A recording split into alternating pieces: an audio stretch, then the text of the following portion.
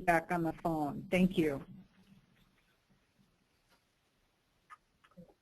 From Walden University's Career Services Center, welcome to Goal Setting, 5 Resolutions to Kickstart Your Career in 2014. Again, I am Nicole Skelski, a member of your Walden University Career Services Advising Team, and I will be moderating today's session.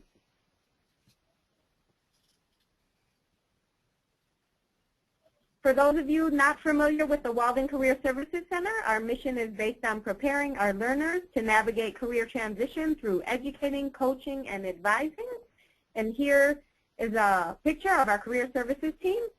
And I am very excited to introduce today's presenter, Lisa Cook, Senior Director of Walden University Career Services Center.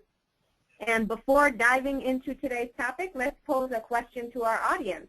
What topics do you think we'll be covering during today's webinar? And you will see a poll momentarily come up on the screen.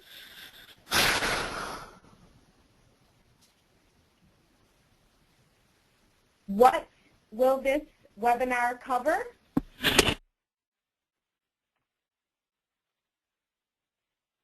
So you have various options. Knowing the hot topics and qualifications in your field, having a strong resume, building your brand. Are we covering all of those topics or none of them? So feel free to make your best choice.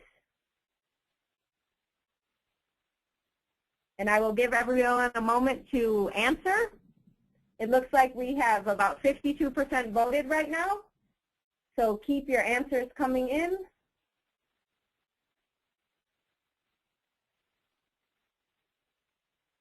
5, 4, 3, 2, 1, and it looks like 80%, Lisa, voted for all of the above. So I'm going to close the poll and share it so everyone can see it on their screen. So again, 80% all of the above, and it looks like there's a tie for other 3. 7% saying having a strong resume, building the brand, and none of the above. This is great. So I'm going to hide the poll. And so, Lisa, what is the correct answer? Well, you know, I liked the answer, all of the above, because all of those are very important topics. But the correct answer actually is none of the above, because we're going to go big picture in this webinar. So we're not going to cover those topics, because we've covered those topics in advising appointments and other webinars and other resources on our website. So we're going to go a bit bigger picture today, but these are the topics we could have discussed in this webinar, and so you all were on topic when you said all of the topics, because we could talk about, have you updated your resume lately? How's your LinkedIn profile? Are you maintaining a strong professional network? How's your professional reputation or brand? And are you up to date on the hot topics and qualifications in your field? So those are all good things to think about, but like I said, we want to go broader in this webinar, and so we're not going to be covering those topics. So we're going to head to the next slide. So we're going to go bigger picture. Going to take a bird's eye view of your career and come up with some new ideas and strategies for 2014. So the $20,000 question is, how will you change in 2014? Okay?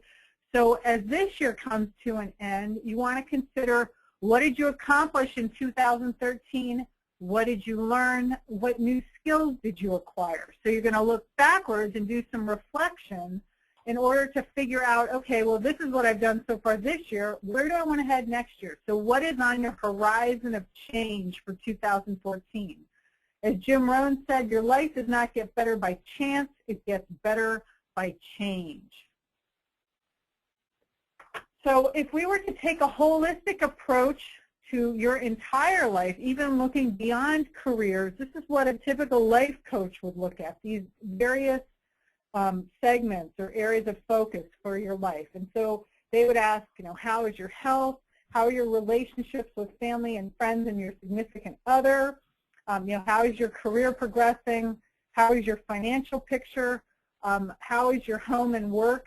How are your home and work environments? Are they suitable? Are they good fits for you?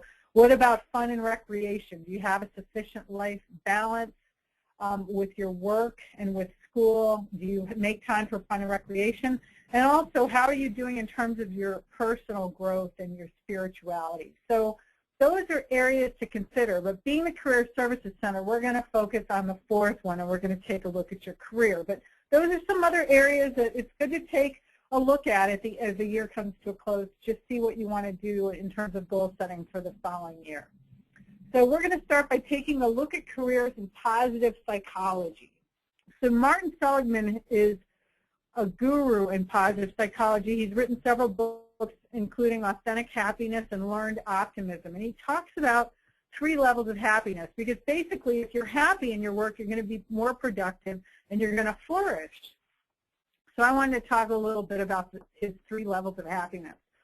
So they're going from the most basic level of happiness, and then the third is the most substantial. So we're going up a mountain, so to speak. So the basic level of happiness is what he calls the pleasure principle. So those are like the short-term temporary activities and also things that you buy. And the thing that he finds with regards to happiness is if you buy an item, even a really big ticket item like a new car, a new house, sooner or later, maybe 6 months after you make that huge purchase, it's going to become pretty much every day. It's your car, it's your house, and it's just that novelty factor is worn off. The happiness that you derived from making that big picture item was probably derived more from looking forward to actually making the purchase. Once you make the purchase, it's kind of like the kid with the new toy at the holidays. It's just, the kid loses interest after a short period of time and then moves on to something else. So, okay, so a more substantial level of happiness is what he refers to as engagement. And those are challenging flow activities. And if you're not familiar with the concept of what a flow activity is, it's being totally absorbed in an activity where you lose all track of time. And there's a psychologist by the name of Michele Csikszentmihalyi, and he wrote a book called Flow. And he uses an example of someone who put a crystal under a microscope at the beginning of the day. And he was studying the microscope crystal so intensely that he finally noticed that there was a shadow coming up over the crystal, and it's because the day was ending and the sun was going down. He had been studying the formation of that crystal all day long. He was that into it. So that would be what we would consider a flow activity. So generally a common theme in flow activities, and a flow activity when you're totally absorbed in the activity, is that you lose all track of time and you are challenged. And you're so challenged and so into the activity that you don't even really think at the time, am I enjoying this or not, because you're that into it. So your emotions really don't come as much into play. But anyway, so examples of engaging activities could be challenging work, pursuing your degree program, studying, writing a discussion post, something where you're finding things are challenging, doing research in the library, also, raising a family, and challenging leisure activities as well. So if you're really into golf, it could be a really good golf game where you're just so into it you lose track of time. And then finally, the most substantial level of happiness that he would say is the most lasting happiness would be meaning. So dedicating your strengths and energy to a passion or cause that's bigger than yourself. And so many students and alumni do that at Walden Change pursuant to our social change mission. So he's saying that is the most lasting level of happiness. And you'll find that oftentimes people in midlife will basically question whether their career is headed on the path they want to head on, and basically what is they're asking themselves, what is their legacy going to be? What do they want to have accomplished by the time they retire, and have they made a difference? And that's why many people end up going back to school and pursuing other degree programs so that they can maybe perhaps make more of a difference and get a new type of meaning in their lives. So just some interesting facts of happiness to think about as you look at 2014. So are you engaged, and does the work that you do have meaning? So next slide, please. So how to enhance your career engagement. So this is what I'm going to suggest to be the 5 areas of focus for you in 2014. So looking very big picture, what is your mission? What is your vision? What are your personal strengths, weaknesses, and external opportunities and threats that are known as a SWOT analysis? What are your short-term and long-term goals? And are you making meaningful connections in support of your future story? And for those of you on the Career Services Center LinkedIn group, I posed a Meaningful Connections Challenge in our group. So I'm going to see what people do with that. But I'll go into a bit more detail on that in a little bit. So as we look at these 5 areas, I'm going to define them each in more detail. So your mission, on the next slide, is basically it's short-term, and it's why you do what you do on a day-to-day basis. So it's present-focused. It contains action verbs. It's very short and easy to remember. So it's what you want to achieve in the individuals or organization you would like to serve. So for example, here my mission is to earn my degree, obtain licensure, and launch my counseling career in helping children whose parents are divorced. So that's a really easy day-to-day mission to remember. So, when it's, early in the morning, you're having trouble getting up, and, you want to just push that alarm button, that snooze button one more time, but you know that you've got work to do, and you know that you have classwork to do before you go off to your full-time job. Thinking of that mission can keep you motivated day to day because you're looking at the bigger picture. I know this is a little bit of pain that I'm experiencing right now, but yet, my big mission is to launch my counseling career to help children whose parents are divorced, and that's what's going to keep me motivated through the tough spots while I'm going through my program. So next we're going to look bigger picture, and we're going to look at your vision. So your vision is where are you headed? So what picture are you painting? It states where you want to go and what you want to become. It's future focused. It looks more at your hopes and dreams. It's achievable, but yet it's much longer term.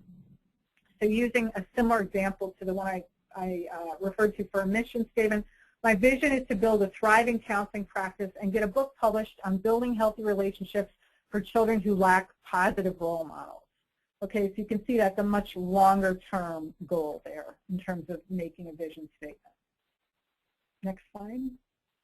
Okay, so in terms of your SWOT analysis, and I'm using this person in the counseling field still throughout these examples. So strengths and weaknesses are internal, and opportunities and threats are external. So I'd like to think of a SWOT analysis basically as a fuel gauge. So, how much gasoline do you have in these various areas to propel you forward?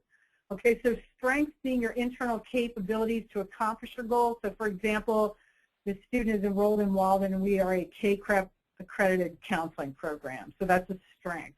A weakness would be an internal barrier to accomplishing her goals, so that could be a lack of counseling work experience. An opportunity would be outside events, conditions, or plans supporting goals, and so that could be the fact that the student has a large counseling professional association in her area to tap into. And finally, a threat would be outside events, conditions, or plans hindering the accomplishment of one's goals. And so that could be a competitive job market in the counseling field in that student's local area. So next slide. So going beyond the SWOT analysis, basically the SWOT analysis are a great foundation for setting your short and long-term goals. So we identified, for example, a weakness is the fact that this student didn't have counseling work experience. And so she's going to be setting SMART goals. And if you're not familiar with SMART goals, it's specific, measurable, attainable, relevant, and time-specific. And so she's going to set SMART goals with regards to gaining experience. And so the first step in landing an internship would be she wants to find out how to research positions. And so she's dividing up that big goal of landing an internship into specific action steps. Then she's setting a deadline for the various action steps and then the resources needed. So for example, she's going to learn how to research positions in January 2014. The resources needed, she's going to make an appointment with a career services advisor to find out how to research positions. Then she's going to set as an action step marketing her qualifications. And then she's going to set a deadline of spring 2014. And then one of the resources needed for that, she's going to attend the January Counseling Field Experience webinar that we have coming up. And then finally, her third action step to network with counseling professionals, because remember there was an opportunity in her area because there's a large counseling professional association. There is no deadline for that. That's going to be ongoing. Even after she lands her internship, she's still going to continue with that.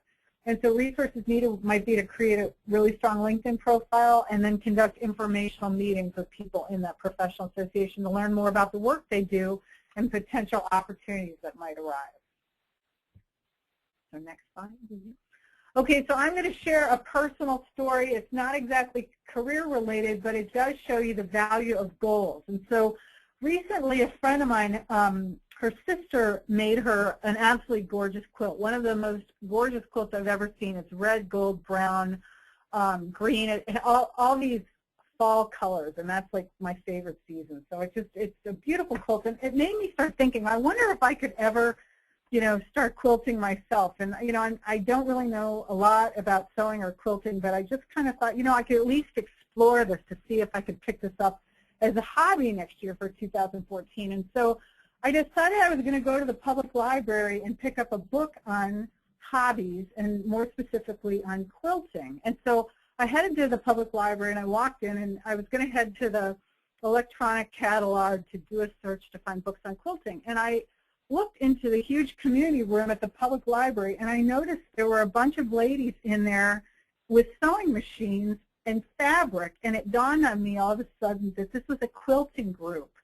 And so I would never have noticed that there was a quilting group in the library if I hadn't had this goal and hadn't had the idea of quilting on my mental radar.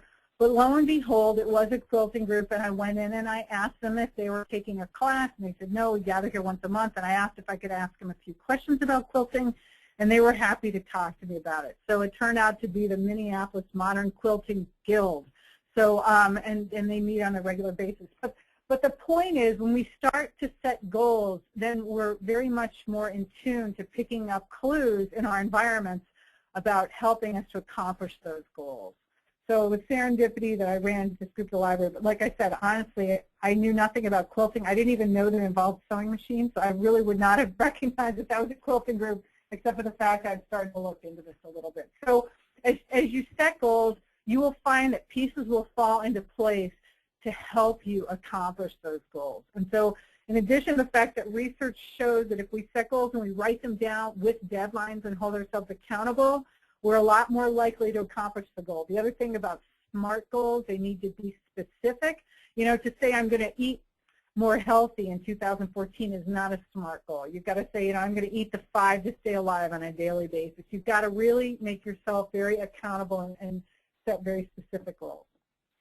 So anyway, another step in goal setting that's really valuable is to have a support system in place to help you accomplish your goals. And so the question on this slide, who has you on their radar? And there are various types of support that you can tap into. There might be professional support, and those folks will serve as sounding boards for your problems or making various decisions. That could be a mentor, a coach, a good boss, or some other individuals you might think of. So it's good to have that professional support in place, especially since you're setting career-related goals here. Also, there's social support, friends with mutual interests. And oftentimes, we might not even know, but our personal friendships can really help us build our network because they might know people who can be valuable career-related contacts. And then there's emotional support, someone who's interested in your professional development. It could be friends, family, a coach. And then finally, there's spiritual support in terms of mind and body wellness activities such as journaling, reading, exercise, meditation, nutrition. There have been a lot of studies lately that have come out and a lot of articles I'm seeing come out through Smart Briefs and other resources about the value of meditation for focus and stress management. So if you haven't read anything on meditation, there's a lot more information available on that to how great a mechanism that is for promoting our health on a daily basis. So some things to think about in terms of support as you work on your goals. So now it's your turn. So I'm going to ask you, what is your next step? And if you would type it in the question box. So what I'm going to ask you to do is think about your mission, your primary mission for 2014. And if you could just type in just a line or two on that into the questions box so we could get a feel for what types of missions you're going to be working on. That would be great. So we'll give you a minute or two to type those in. Nicole, do you have a mission? Well, that's what I was thinking about myself. Do you have a mission for 2000? I'm going to look into quilting. That's my mission, one of my missions, but that's not career related. So yeah, this isn't career related either. But I think, as you mentioned, the mind and body wellness. Okay, we have some coming in. I'm thinking of, and with the social interaction, I'm really into tennis. So I've been doing Zumba, but I'm feeling like I'm going to sign up for some tennis classes because I need something like a class and a time to attend, or else it's harder for me to complete that goal. Okay, we have some coming in. Excellent. Complete 4 classes and start the dissertation. All right. Daniel says that. Excellent. Professional development is one, so we might suggest like making that more specific, and we can help you here with career services. We have lots of professional development associations by school or college on our website. Try not to drop out of the doctoral program. No, keep going, and we can provide help with you with that. Improve health to support job change through yoga. Excellent. More exercise. Okay, place myself in professional position that provides me with avenues for advancement in the profession of education. That's from Phyllis. Excellent. Complete my dissertation. Complete my dissertation and graduate in July. That's huge. As far as career related, my mission is to network more with people in my field through several professional associations. A lot of people have finished the dissertation by December 2014 or in the next 6 to 8 months. Excellent. Thank you all for sharing with us. Excellent.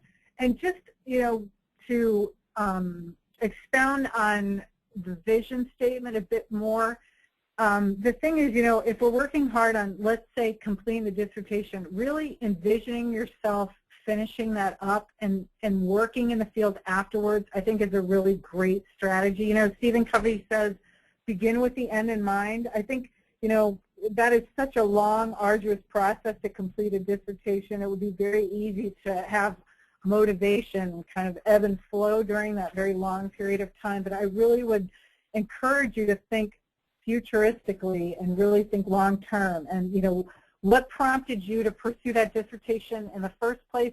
What is that passion that you're going to get out of, basically finishing that up and working in the field and becoming an expert, being considered an expert in the field? If you can, get yourself through the rough spots by figuring out what that's going to look like when it's over, rather than just, being stuck in the mud kind of while you're going through it, because it really can be very tough at times, I'm sure. But really try to, because they actually train Olympic athletes by having them visualize going down a ski slope or whatever their routine is going to be. They have them visualize in their mind, so they really don't even have to think about it. And I actually read recently, I can't think of, Michael Phelps.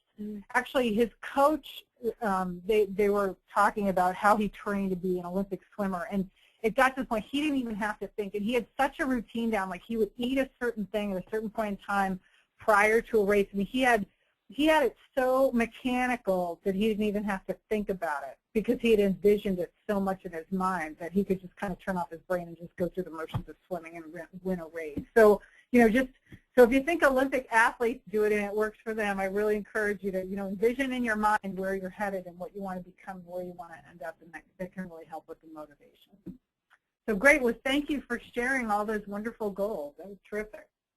And actually, that goes back to, this is Nicole, the moderator, what Lisa was saying earlier about writing out your mission and vision statement. Because if you have that, that is kind of the fuel that moves you forward when you're, like she was saying, in the mud, quote unquote, from your dissertation. And it helps propel you forward and get up every day because you have that bigger vision to accomplish.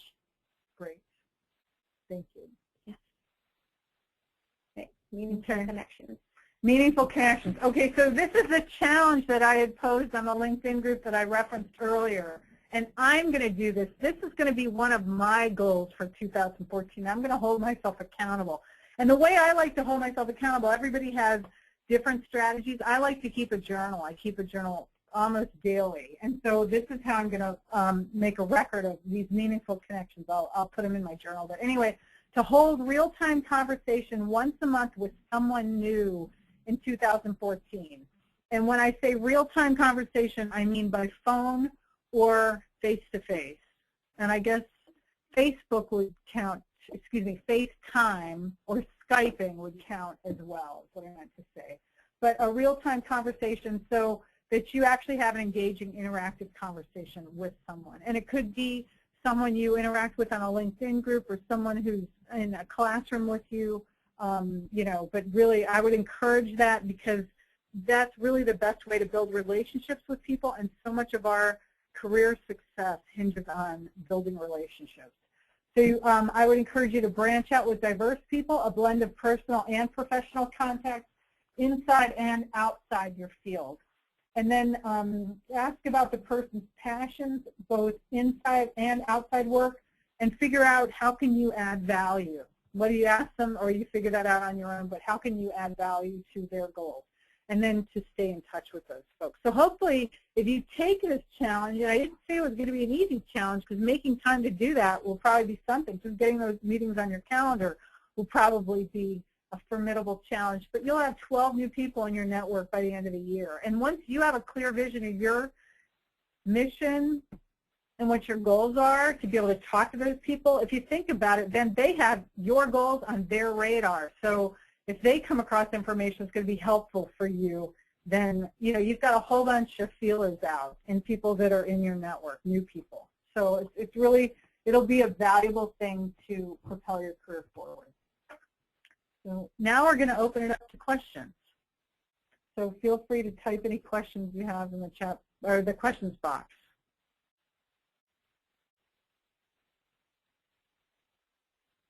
Okay, one question we have, and I can answer this, is the presentation posted on the Career Center website? So this webinar is being recorded, and yes, within probably the next few days, we will have it posted on our Career Center website, along with the PowerPoint. So thank you for asking that. Any questions? And I have a question for Lisa about some of the resources. Any one or two books or resources that stand out that helped influence you to develop the content for this, Lisa? Yes, actually, when I talked about the support network, the Grown-Up Leadership Workbook actually is done by a organizational development person named Lee Bailey, who's local to the Twin Cities. Also, The Power of Purpose by Richard Leiter. Richard Leiter is actually local to the Twin Cities as well. He's written a number of books about what I would say, I would refer to them as big picture life planning. One of my all-time favorite books is Repacking Your Bags, that he co-wrote with another individual by the last name of Shapiro. I can't think of the first name. But anyway, Richard Leiter, and also a book along with that is The Power of Purpose. But in Repacking Your Bags, he asked the question, are you living in the right place? Are you engaging with the right people? Are you doing meaningful work? And are you doing all of that on purpose? And I just thought that was a really good examination of whether your life is headed in the right direction or the wrong direction. And also The Power of Purpose is right alongside that as well. So I would say those are some of the top ones. A book I just started reading, if anyone's interested in the topic of happiness, there's an article that just came out off the Huffington Post about what studies show the happiest people do. And so that is listed in the resources. I thought that was a fantastic article because I'm kind of interested in that topic. I've just started reading a book called The Happiness Project. And you talk about goal setting. In this book, The Happiness Project, basically it was written by a lawyer who became a writer, and she considered herself a happy person, but she did a lot of reading on happiness, and she felt that there was some room for improvement in her happiness quotient. And so she picked a goal per month to work on. Okay, so for example, her first goal for January was to get organized and declutter her environment and also work on exercising more, because the research studies show that if you exercise on a regular basis, you've got a lot more brain power, you're a lot more focused, your stress levels go down. Even just a half-hour a day of doing something is really, really good for your health. It's not just the whole thing about maintaining a healthy weight, it's also been linked to brain health as well. So anyway, if you want a book to read, if you want I think that's an interesting prospect to set a goal a month for 2012 or an area to improve in. I think that's kind of an interesting take on that. Oh, they just want you to mention the author. Oh, Gretchen Rubin. So, excuse me, Gretchen Rubin is the author of The Happiness Project, for those who are asking about that. Oh, and so one student says, Gretchen Rubin, I love her. She inspired me to pursue my PhD. There we go. Okay, terrific. Thank you, Susan. Okay, so much of success in the organization, let's see, in order to stay on track, are there any resources, Walden or otherwise, what resources are you referring to in the organization in order to stay on track? So not exactly sure of your question, I think, Deborah, but we're going to mention some books to you, some resources that we have.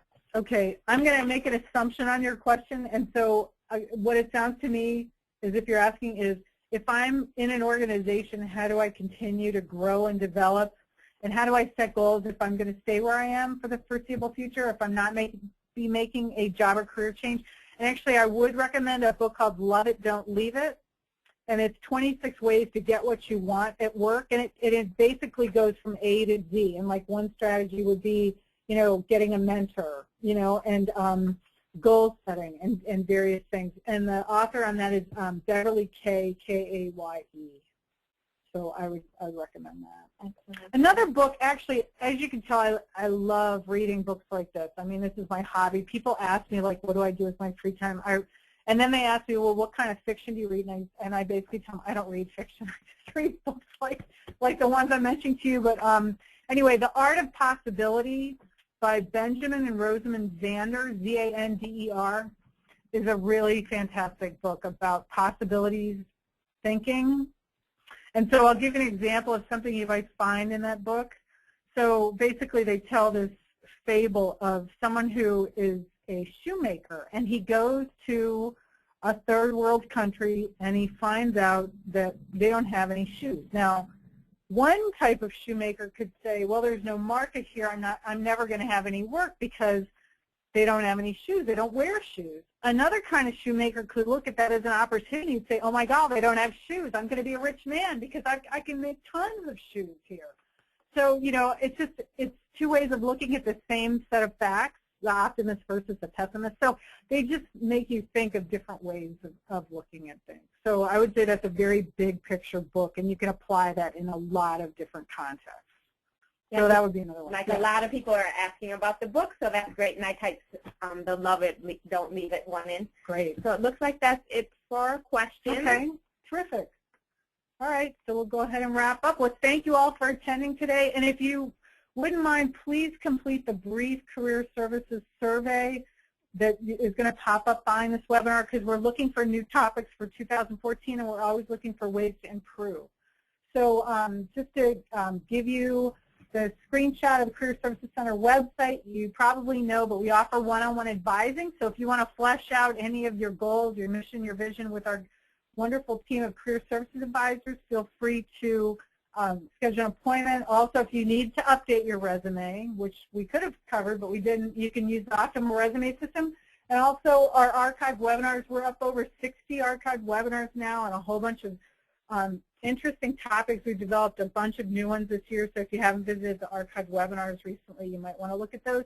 The Career Advising team actually just finished the Job Search Support Series. They did 4 different webinars this month and finally finished with the last one today, but they covered, you know, self-assessment and researching jobs and interviewing and networking. So it was a really terrific series. We had a great turnout for that too. We're really pleased to see that. So, and those are archived, so you might want to take a look at those.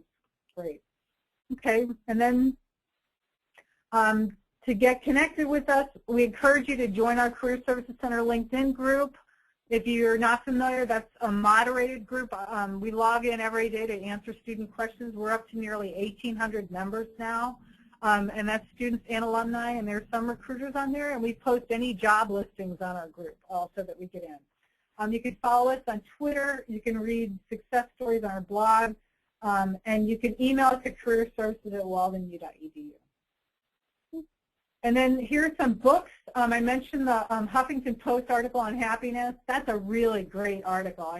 I'm a big fan of that one, so you might want to take a look at that. And then I mentioned Lee Bailey's book, Richard Leiter's book. And then another one, High Performance Goal Setting, is kind of taking a bird's eye view of goal setting. And actually in that book she talks a lot about relying on your intuition in terms of setting your goals, so trusting your hunches, and she talks about a lot of creativity stemming from intuition. So that's an interesting book as well. And then finally, the 3 levels of happiness that I mentioned, those are from the book Authentic Happiness by Martin Seligman.